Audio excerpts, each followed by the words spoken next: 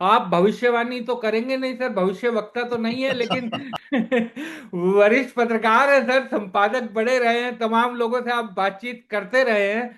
क्या दिखाई दे रहा है सर, नतीजा कर दीजिए आकलन आज आप भी। आप, जब आपको मालूम है कि भविष्यवाणी नहीं करता हूं तो क्यों भविष्यवाणी मुझसे करवा रहे हो? हाँ। देखो, इस ये चुनाव जो है ना, ये चुनाव अपने आप में अद्भुत चुनाव है। और मैं ये कहता हूं कि दरअसल ये भारत के इतिहास में एक नए तरीके का प्रयोग हो रहा है। तो बंगाल एक नई प्रयोगशाला है भारत के चुनावी इतिहास में, और लंबे समय तक इसको याद किया जाएगा। क्यों ये बात मैं कह रहा हूं? अगर आप देखिए कि पहली बार हिंदुस्तान के इतिहास में हो रहा है जब 27 लाख लोगों को अपना वोट कास्ट नहीं करने दिया जा रहा।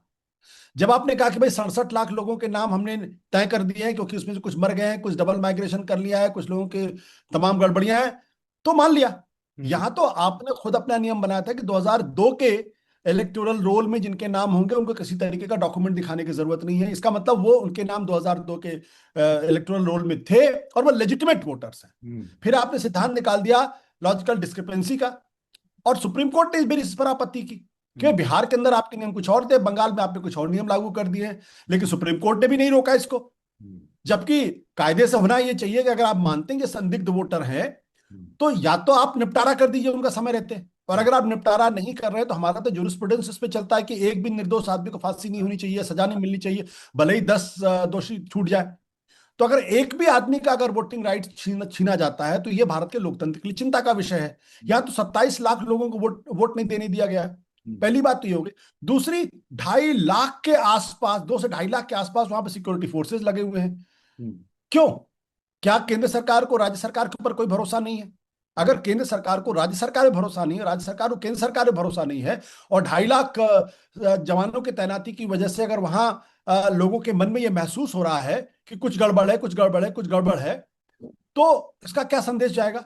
हम्म। अब टीएमसी के लोग तो साफ तौर पे आरोप लगा रहे हैं कि भाई ये तो चुनाव को प्रभावित करने के लिए किया जा रहा। तीसरी चीज, एसआईआर। एक एसआईआर हो रही है और उसकी वजह से दिल्ली, मुंबई के आस, कलकत्ता के और बंगाल के बाहर के जितने लोग काम करने गए थे, वो बेचारे भाग भाग के अपने घर जा रहे हैं। क्योंकि उनके मन में डर ये कि अगर उन्होंने वोट नहीं दिया तो फिर हो सकता है उनके वोटिंग राइट्स उनसे छीन लिए जाए, उनका, उनके जो तमाम राशन कार्ड वगैरह वो सारी जो सुविधाएं मिलती है वो सारी चीजें उनसे छीन ली जाए। तो यहाँ पे दिल्ली के जहां मैं रहता हूँ आसपास अकाल पड़ा हुआ है। हम्म। लोगों के घरों में जो डोमेस्टिक हेल्थ है वो सब छोड़ के चले हाँ। गए। अब ये स्थिति तो हमने पहले कभी नहीं देखी। फिर हम्म। चुनाव के एक हफ्ते पहले आपने ममता बनर्जी की पार्टी को मदद करने वाले, चुनाव मैनेजमेंट देखने वाले आईपैक के डायरेक्टर को अरेस्ट कर लिया। चलिए, अरेस्ट अरेस्ट तो होते हैं, लेकिन पीएमएलए के केस में हम्म। दूसरे राउंड की पोलिंग के अगले ही दिन उनको बेल मिल जाती है।